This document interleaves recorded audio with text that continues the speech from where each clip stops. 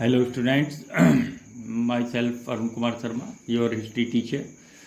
I hope you will be fine. Today we will resume theme 10, colonialism and countryside, exploring official archives. Topic 1, write a note on the cotton boom in Bombay, Deccan and India. यानी cotton beam मैंने cotton की growth में या इसकी productivity में अचानक एक उछाल आया यानी इंक्रीज हुआ बहुत ज़बरदस्त, उसके बारे में एक नोट लिखिए. इन 1857 the cotton supply association was founded in Britain and in 1859 the Manchester cotton company was formed. 1857 में कॉटन सप्लाई एसोसिएशन ब्रिटेन में स्थापित हुई और 1859 में मैनचेस्टर कॉटन कंपनी मैनचेस्टर में स्थापित हुई या उसको बनाया गया. Their objective was to encourage in every part of the world suited for its growth. और इसका उद्देश्य ये था कि दुनिया में किसी भी भाग में अगर कॉटन का प्रोडक्शन होता है और वहाँ की सोयल या क्लाइमेट इसके लायक है तो उसको ग्रोथ को एनकरेज किया जाना चाहिए. India was seem as a country that could supply cotton to Lancashire if the American supply dried up. और इंडिया को ऐसे कंट्री के रूप में देखा जा रहा था कि वो अगर अमेरिका से कॉटन की सप्लाई कम होती है तो वो उसको लंकाशायर में अपनी कॉटन को भेज सकता है, वहाँ से मंगाई जा सकती है. इट पजेस्ड सुटेबल सोयल, क्योंकि भारत के अंदर सोयल सुटेबल थी. A climate favourable to the cotton cultivation and a cheap labour. यानी तीनों ही बातें थी. Best soil, favourable climate and the cheap labour. After civil war broke in America in 1861, in Bombay, cotton merchants visited the cotton district to assess supplies and encourage cultivation. After civil war में जब America में वहाँ गृह युद्ध शुरू हो गया 1861 में, तो बॉम्बे में जो कॉटन मर्चेंट्स थे उन्होंने कॉटन डिस्ट्रिक्ट में, यानी जहाँ कॉटन के लिए फेवरेबल कंडीशन थी, क्लाइमेट थी, चीप लेबर थी और सुटेबल सोयल थी, वहाँ उसको एसेस किया, उसको मूल्यांकन किया, सप्लाईज एंड एनकरेज कल्टीवेशन. और इस प्रकार उन्होंने जो कॉटन कल्टीवेशन को एनकरेज किया. To meet British demand the merchant gave advances to urban शाहूकार्स to ensure the regular supply to cotton to the British cotton industry. और इस प्रकार कॉटन डिमांड को पूरा करने के लिए मर्चेंट्स लगातार साहूकार्स को एडवांस मनी देते थे और ये निश्चित करते रहते कि ब्रिटिश कॉटन इंडस्ट्री को लगातार रेगुलर कॉटन या कपास सप्लाई होती रहे. Students, our topic 2, A variety of customary norms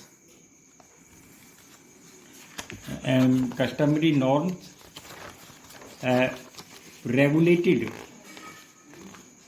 the relationship between the money lender and riot explain these lines. यानी जो मनी लेंडर्स थे यानी महाजन जो कि इंटरेस्ट पर अपना मनी देते थे और राइट मीन्स किसान फार्मर जो उनसे लोन लेते थे, इनके बीच में कुछ कस्टमरी रूल्स थे जो इसको नियंत्रित किया जाता था. वो क्या थे? Explain these lines. One general norms was that the interest charged could not be more than the principal. पहला ये था कि जो प्रिंसिपल यानी मूलधन है उससे ज़्यादा आप जो कभी भी इंटरेस्ट या ब्याज नहीं हो सकता. This was meant to limit the money lenders' exactions and defined what could be counted as fair interest. इसका मीन्स ये था कि ये मनी लेंडर्स के जो तकादे होते थे जो उसको ये नियंत्रित करता था और साथ में ये भी डिफाइन करता था कि जो भी सिस्टम है ये इसमें या मनी लिए है तो उसे फेयर इंटरेस्ट उचित ब्याज ही देना है. Under colonial rule, this norm broke down in one way, in one of the many cases investigated by the Deccan Riots Commission. यानी एक डेक्कन रियोट्स कमीशन हुआ था डेक्कन में, जब किसानों ने दंगे किए थे, स्ट्राइक्स हड़ताल हुई थी, तो उसमें ये भी बात आई थी कि कॉलोनियल रूल में इस नॉर्म को, इन नियमों को तोड़ दिया गया और इस प्रकार ये इन्वेस्टिगेशंस में बातें आई। The money lender had charged over ₹2000 as interest on a loan of 100। यानी ये भी पाया गया कि एक रैयत ने, किसान ने सिर्फ ₹100 का लोन लिया और उसको इंटरेस्ट के रूप में ₹2000 पे करने पड़े। In petition after petition riots complained of injustice of such exactions and violation of custom। और इस प्रकार पिटीशन आफ्टर पिटीशन का मतलब आप वो लगातार याचिका या एप्लीकेशन देते रहे और उसमें ये कंप्लेन करते रहे कि उनके साथ इनजस्टिस हो रही है, अन्याय हो रहा है, और लगातार जो मनी लैंडर्स हैं उनसे एक्सेक्शन से माने तकाजा करते हैं पैसा देने के लिए और चुकाने के लिए, और इस प्रकार कस्टम का वोलेशन हो रहा है। Students, our next topic, topic 3, mention the reasons why the ryots came to see money lender as devious and deceitful. यानी कौन से ऐसे कारण थे जो राइट्स मनी लेंडर को चालाक और धोखेबाज समझते थे। First cause is they means riots complained of many money lenders manipulating laws and forging accounts। सबसे पहले उनकी कंप्लेंट ये थी कि मनी लेंडर्स कानूनों का दुरुपयोग करते हैं, उन्होंने इस पर एकाधिकार कर लिया है और वो नकली या धोखाधड़ी से बही खाते को भी तैयार करते हैं। इन 1859 the British passed A limitation law that stated that, और इसमें 1859 में एक ब्रिटिश ने एक लिमिटेशन लॉ बनाया और इसका उद्देश्य ये था कि लोन बॉन्ड्स, जो ये लोन बॉन्ड्स हैं, ऋण अनुबंध पत्र between money lenders and rights would have validity for only 3 years। यानी उनके बीच में जो ये भी हुआ है उसकी वैलिडिटी सिर्फ, यानी वैधता सिर्फ 3 year की होगी। दिस लॉ वाज मीन्ट, इसका मीन्स ये था to check the accumulation of interest over time, कि समय के अनुसार जो इंटरेस्ट का एक्यूमुलेशन इकट्ठा हो जाता था, संग्रह हो जाता था, उसको रोकना। The money lender however turned the law around, लेकिन मनी लेंडर ने इस लॉ को ही घुमा दिया। Forcing the ryot to sign a new bond every year, वे राइट से प्रत्येक वर्ष एक नया बॉन्ड या अनुबंध पत्र तैयार कराने लगे। When a new bond was signed, जब न्यू बॉन्ड साइन हो जाता था, the unpaid balance, that is जो अनपेड बैलेंस होता था, the original loan and the accumulated interest was entered the principal, तो वो उसको नए जो बॉन्ड्स होता था उसमें उसको ट्रांसफ़र कर दिया जाता था। यानी जो उनका पुराना जो कर्ज था उसको उसमें ट्रांसफ़र करके और उसको प्रिंसिपल यानी मूलधन के रूप में तैयार कर दिया जाता था। On which a new set of interest charge was calculated, जिस पर नई तरीके से इंटरेस्ट को कैलकुलेट किया जाता था। The money lenders refuse to give receipts when loans were repaid, और जब लोन्स रिपे किया जाता था, जब राइट्स रिपे करते थे तो उनको रसीद या जो प्राप्त किया उसको उनको कोई रसीद नहीं मिलती थी कि आपने लोन पे कर दिया है। एंटर्ड फिक्सियस फिगर्स ऑफ बॉन्ड्स, क्योंकि उसके बाद वो दूसरे काल्पनिक बॉन्ड्स या अनुबंध पत्र तैयार करते थे और इसका एम ये होता था कि लगातार किसी भी राइट्स को उसको कर्जदार बनाए रखना। Acquired the peasants harvest at low prices, उसमें उसके बाद वे पीजेंट की जो हार्वेस्ट थी, फसल थी, उसको लो प्राइसेस में ले लेते थे, खरीद लेते थे। And ultimately to cover peasants property, और लास्ट ये होता था कि उसकी प्रॉपर्टी या कोई वो टेक ओवर का मतलब उस पर कब्जा कर लेते थे, ये हो रहा था। टॉपिक 4 डीड्स एंड बॉन्ड्स, ये जो ऋण अनुबंध पत्र थे as the symbol of new operative system, ये एक नए दमनकारी व्यवस्था का ही प्रतीक थे। Explain it. Short question, in the past such deeds had been rare, यानी पास्ट में ऐसे डीड या अनुबंध पत्र नहीं होते थे। The British however suspicious of transactions based on informal understanding was common in the past, यानी जो ब्रिटिश थे वो ऐसे जो सस्पिशियस संदेहजनक लेन देन होते थे जो कि इनफॉर्मल अंडरस्टैंडिंग यानी अनौपचारिक समझ पर होते थे, यानी रिटिन में कुछ नहीं होता था और आपस में समझदारी पर होते थे। As was the common past, वो पास्ट में पहले ही कॉमन था, चल रहा था। The terms of transactions they believed had to be clearly unambiguously and had categorically stated the contracts, deeds and bonds and regulated by law। जो terms और जो ट्रांजेक्शन की जो शर्तें होती थी जो वे विश्वास करते थे, हैड टू बी क्लियरली, वो बिल्कुल स्पष्ट होनी चाहिए थी। क्लियरली एम्बिगुअस, उनको स्पष्ट लिखा जाना चाहिए था। And categorised and categorically stated in the contract, यानी जो कॉन्ट्रैक्ट या अनुबंध पत्र तैयार होता था उसमें लिखी जानी चाहिए थी क्लियरली सारी जितनी भी टर्म्स और कंडीशन थी डीड्स की। And deeds and bonds and regulated by law, और ये डीड्स और बॉन्ड्स लॉ के द्वारा रेगुलेटेड होने चाहिए थे। अनलेस द डीड्स और contract was legally enforceable it had to no value, अगर ये डीड्स और कॉन्ट्रैक्ट अगर लीगली एनफोर्सेबल नहीं है, अगर कानूनी रूप से इनको लागू नहीं किया गया है तो इनकी कोई वैल्यू नहीं मानी जाती थी। Topic 5 describe the bad impact of new regime of bonds and deeds on right. ये जो न्यू रिजीम आया था, नया शासन आया था बॉन्ड्स और रिजीम का, उस पर राइट्स पर इसके बैड इफेक्ट क्या पड़े।